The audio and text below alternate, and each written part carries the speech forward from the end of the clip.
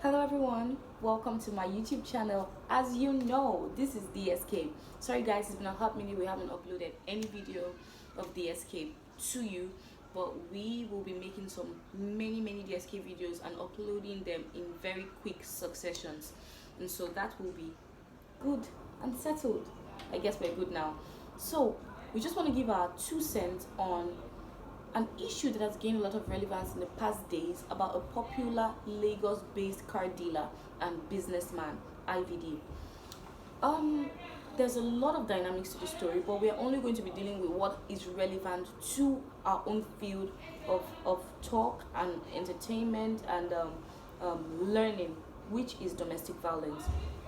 This marriage between IVD and Abimbola, is one that has been plagued by domestic violence from the onset. They have a very strong history of domestic violence, with pictures ranging from pictures of Abimbola's bruised face from the marriage and pictures online about screenshots.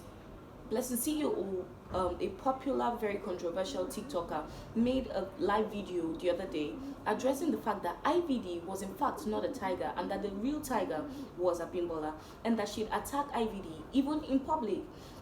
She claimed and posted screenshots of receipts about conversations between IVD and the deceased, claiming that she'd begged him to come back home after episodes of many domestic violence and fights. So it is very true and not in doubt that there was a history of domestic violence between the two. Fast forward to 2019, which is about 2 years ago. IVD and his wife were said to have separated after he allegedly beat his wife Abimbola into a coma while she was pregnant. She abandoned the marriage and left, but then in 2020, this happened in May 2019, and then in 2020 October she returned back to the marriage. Fast forward to this year, just a couple of days ago, news broke out on the 15th of October, being a Saturday, of turbulent fights and happenings in the house of the two at Lekki, where it was said that a fight broke out between the two when she attempted to address the constant beatings that she had been receiving in the hands of her husband, IVD. After which the argument escalated into something else, and they began to draw for a paper, I believe a house document, in that she took a keg of kerosene, set the curtain ablaze, and poured some on herself. Yeah, after which she jumped into the burning curtain and she was caught up in the fire. IVD was said to have watched her and then jumped out. He sustained some minor injuries and burns to himself. Their children got out unhurt, and she, Abimbola, sustained some very severe burns. She was rejected by 11 different hospitals, and when they finally got to this particular hospital, she was accepted and was said to have sustained 100% third degree burns. She couldn't survive it. She passed. She was rallied around by friends and loved ones who went there to pray for her and make her feel comfortable in her pain. The crux of the matter is this: their marriage has been rocked by domestic violence for 19 plus years. Abimbola is a mother of 5 children, which she had with her husband, IVD. And for 19 plus years, she has endured these beatings, and he has also endured this turbulent marriage. Now, there are many theories. Many people have come out with their own version of events. Whenever such things happen, many people try to explain the circumstances surrounding it, and many people try to find out what exactly happened. People are asking questions. So, popular controversial blogger Kemi Olunloyo has come out to say that the deceased suffered from psychosis. This was induced by the recreational use of heroin by her and her husband.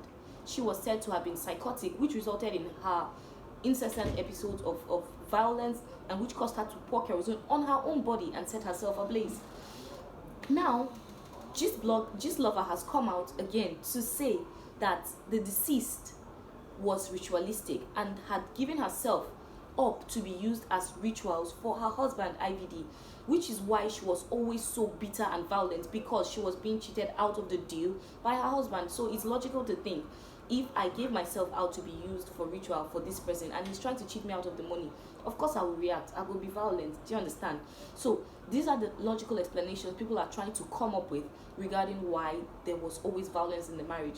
So either ways, being psychotic, or being cheated out of a deal when you have given yourself out to be used for ritual. These are very visible reasons and motives to be violent against another person.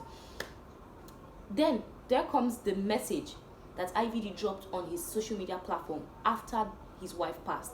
He posted some videos claiming that he was always being attacked by his deceased wife and that she would always hit him. There was a particular video where he posted his head bleeding and the car damage, which he claimed she had just done. He said, "I'm bleeding, look at me, I won't take this."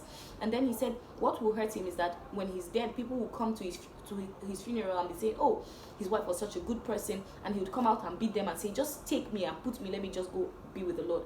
There are very critical dates to look at that are very important to our discussion as people who look at domestic violence and discourage domestic violence. This is what we'll be looking at. Number one, run away from every appearance of violence. In dating a relationship, these are the signs to look out for: jealousy and control. When somebody is hell-bent on controlling you, you gotta watch that person. Somehow there's some bit of violence in him or her. Also, watch out for dual personalities, mood swings. Somebody just swings moods, and this moment is smiling, this moment is angry. Those may be signs of bipolar disorder, which can lead certainly to violence. There are many signs of domestic violence, which we could also look at as anger issues. When someone is violent, the person loses control when they're angry. Watch out for that. It's a red flag. In marriage as well, if you notice that your partner, who may have successfully deceived you in courtship, is violent, it's not too late to run. It is not too, I don't care if you have children, it is not too late to run. This is why her family mentioned in an interview, in a statement, in part it read that she was a very compassionate woman who would give up anything for her children. She wanted them to grow up in a marriage, in a family where father and mother were present to raise them. However, and she decided to do this in spite or despite her happiness or her joy and her safety. What she didn't notice that a marriage of domestic violence is worse than being raised by single mother or single father. Oh yes, domestic violence is not a home that is ridden by domestic violence is not a stable home. It is 100 times better to be raised where two parents are apart than to be raised knowing that father killed mother or that mother killed father. I don't know about you, but I'd rather grow up knowing that my parents were separated than knowing my father killed my mother. This is destructive on the mind of the child. What could have happened between my mother and my father that would make him kill my mother? There's no possible way to think about it. This is what makes children begin to feel like I believe it's worse when a child witnesses the domestic violence before their very eyes. It doesn't leave the mind. It doesn't leave the memory. They keep remembering it and it works against them. It causes post-traumatic syndrome. These children are traumatized. So I tell you, if you notice that your partner is violent, please leave. Please leave. There's something I want you to know. Someone said, as we know, there's a saying that what doesn't kill you makes you stronger. But I've heard from someone that what doesn't kill you, now luck you get, no try them again. So because you survived many years doesn't mean you keep surviving. I mean, Bimbo survived many years. Who would have known that in this year she will pass? If you notice that either you or your partner is constituting a violent nuisance on the life of the other, please leave the marriage. Receive strength to leave. What else do we want to pick out of this? Save your name. The dead cannot talk.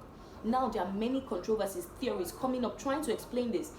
They are painting Abimbola, the deceased, now to be a ritualistic, violent, and drug-dependent woman. A woman who was addicted to heroin, who would always make jokes on TikTok saying, "Say no to drugs." Meanwhile, she was actually on drugs. They are painting her to be this person. Nobody even knows if this is who she really was. Her family can only say what they can say. And her husband will definitely say what he can say to clear himself. She can't speak because she's dead. Save your name. Save yourself. What is said about her in her death right now is what posterity will remember her for. And her children one day will come to remember this because the internet does not forget. Another thing I want to say to the family of people that are currently experiencing domestic violence, do not encourage them to remain. They may not have the courage to leave. That is why you are to be their strength. Lend them that courage that is needed.